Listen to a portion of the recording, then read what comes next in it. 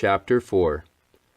The light morning breeze blows the fragrance of the garden surrounding Sam's home into his room, aromatically stroking his olfactory nerve. Sam had spent the night before watching some of his childhood core memories. He thought it was so strange how watching the same images at different times in his life created very different feelings and perceptions.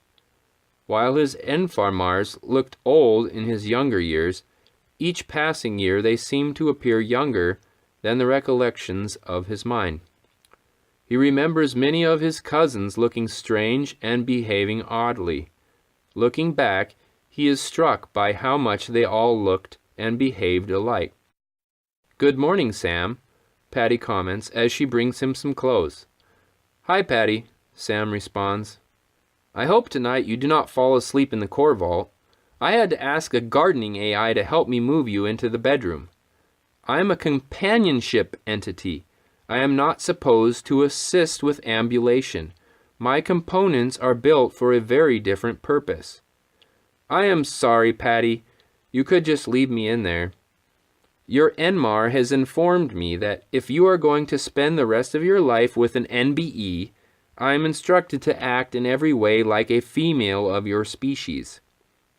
Non-biological entity, NBE, is the term given to AIs designed to look and act like a biological entity, BE.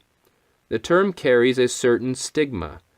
Even though NBEs are nearly indistinguishable from BEs, accepting them as full-fledged member of Alteon society is problematic. They lack consciousness. They do not eat, sleep, age, or reproduce. A pairing of this sort makes for an interesting psychological experiment.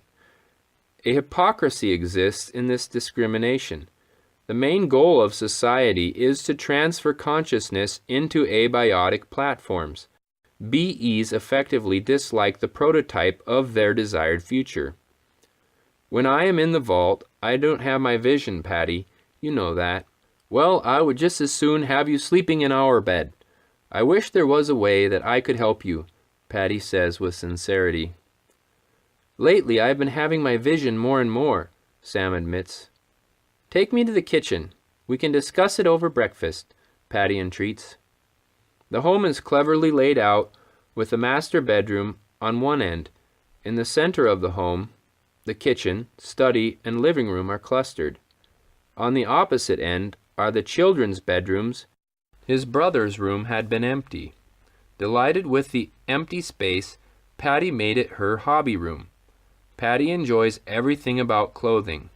She loves making it, sharing it, and wearing it. She makes clothes for everyone in the family. On one occasion, she made special undergarments. She thought they were especially cute. Much to Sam's embarrassment, she insisted upon modeling them for the whole family.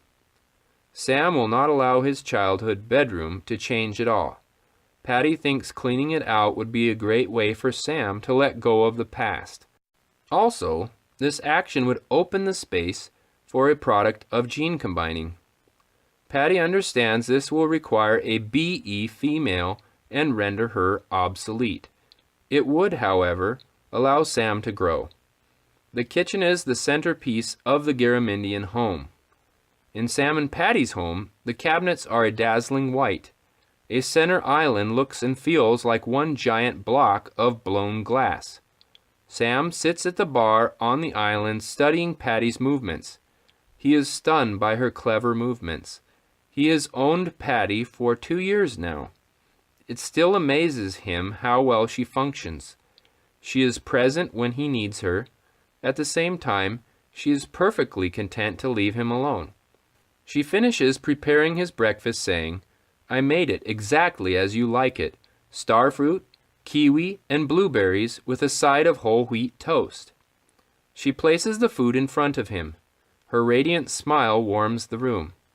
"Patty, what do you think about my vision?" asks Sam. "I don't know. Tell me about your vision again." "I will see if I can think of something," Patty says. "It always starts out the same way. I am standing in a big room. The room is very quiet. I walk slowly from the door to the middle of the room. My footsteps echo as I walk. I am wearing a suit. It is dark blue. Slowly, things light up around me. They are separate but look like they are all connected. I try to focus on what they look like. Suddenly, the floor below me gives way. I do not fall, though. I find myself hanging in the air. The walls of the room disappear. I can see the lights more clearly now. They are a bunch of lights swarming like conga bees. They are connected to a lighted roadway. The roadway has thousands of tiny lights. There are light beams connecting the lights. I walk along the road, and the lights follow my path. I try to walk in a straight line. I find the path isn't straight. I try to walk one way and again the other. The road curves. I am stuck in a curving tube that lights up as I walk through it. I walk for a long time. The tube continues to bend. It grows bigger and bigger. The lighted thingies grow larger and larger. By this time, I am glowing too. I cannot tell if I am myself or a bunch of lights. I feel like I am being pulled into the lights. I then become part of the lights. After a long time, I come up to this weird thing in the floor. I am standing on a door that suddenly opens. All the flashing lights around me are like nothing. I can't tell you exactly what it is like. It is like everything I have ever felt before is nothing. In this moment, I feel a greatness I cannot describe. Then it is all over. It hurts so bad to lose that feeling. I am back in that big room crying to myself. I try to stop but can't. After a few minutes, I walk to the door. Each step is loud like thunder. I reach the door of the hall. It looks really pretty. The handle looks like gold. I touch it. My eyes stop working. I see nothing but black. A lady's voice gently whispers in my ear. Remember. Wow, that really is something. It makes me want to design you a suit that shines with lights and sequins, Patty replies thoughtfully. Does anything look familiar in your vision? No, not really. It looks like somewhere in our city. Somewhere downtown. Maybe in the Knoll, Sam adds. You should go down there sometime and check it out, Patty says. That is a good idea. What do you think about all the lighted thingies? They were like glowing people. I'm not sure. Let me do a quick search of the Altion information system. Beings of light. Long ago, the early inhabitants of the planet Altion, that is our planet, believed there to be light beings that controlled the physical universe.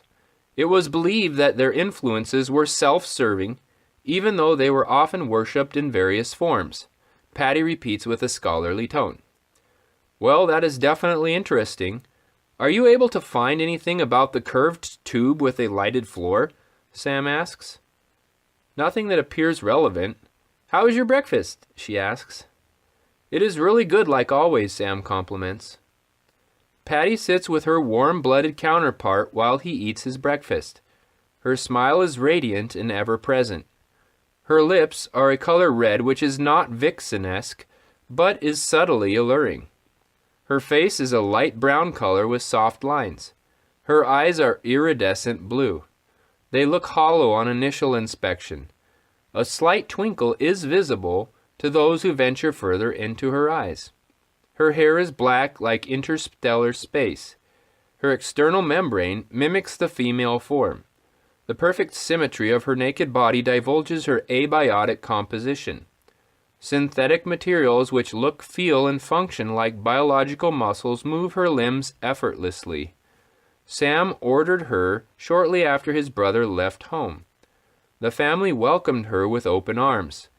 Secretly, they knew this decreased the likelihood that Sam would make a biological pairing. A life partner would not want to share her home with a female NBE. It was possible for Sam to outgrow her and desire a woman of his species. The data suggested otherwise. Sam is a rather stocky man. He has brown eyes that are always wandering. He keeps his hair short enough to not appear disheveled. On the other hand, his hair is long enough to stimulate the question, when will he be cutting it? He is not overweight. His muscle tone lacks prominence, but he is in no way a weakling. His skin is lighter than Patty's. It would be hard to tell as his body hair makes his skin look dark. He finishes his breakfast and stands up from the table. He is wearing a white robe. It swings about his legs for a time. He starts walking over to look out the window. Even though they live on the first floor, the place has a nice view. The family home is elevated above the city. It is situated closer to the rim of the crater. There is still some distance to the crater wall. There it grows too steep to construct a home. The beach is visible on the left. Erosion has reduced the crater wall to an expanse of sand and transported most of it to the sea. His eyes drink in the beauty and tranquility of the scenic vista. It is like experiencing a peaceful spring day amid the flowers and succulent grasses of a field upon which some hellish battle played out millennia ago. Whatever the incitement to aggression might have been, it is now irrelevant. The world remembers not the horrors of the past. Instead, it embraces harmony and beauty. He turns his gaze to the center of the crater. He sees the great spire and outer dome of the metricule.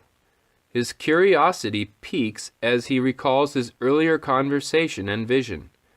Is it possible that his vision is based upon something real in his very own city? He finds it strange that he had not thought of it before.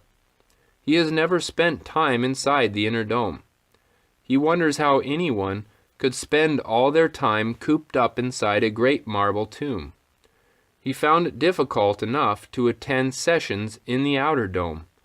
Still, his desire to discover the truth about his vision is enough to overcome his reservations. He decides he will be visiting the inner dome. For a few minutes, Patty watches Sam stand at the window. Eventually, she too stands up from the table. She rises to her feet. She settles into her stance. She grabs her robe by its lapels, straightening the way it falls on her frame. She tightens her waist strap. Bending at the waist and throwing her head forward, her hair falls in front of her. Snapping back, her hair settles into place. She gently strokes the black strands of soft fiber behind her ears. She turns and approaches Sam. He hears her approaching and dips his head in her direction. Their eyes meet. She closes the distance and places her arm around his lower back. He reciprocates by placing his arm over her shoulder. "What are you thinking?" Patty inquires. "I am thinking how nice it would be to have a blue suit," Sam comments with a smile on his face. The incessant smile which adorns Patty's face erupts into an even greater expression. Her whole face lights up with excitement. This is the first time that Sam has ever exhibited interest in her hobby. Designing something out of his vision made this very special. "I will get started right away. Would you like tails? I know just the material to use," Patty dreams out loud. In some ways, Sam has already disappeared. Patty sets off for her dominion of tailorific artistry. Sam walks into the living room and sits down. He is not an inquisitive man. There is, however, one question which fills his mind. It is the same question he has asked for many years. What is it that I am supposed to remember?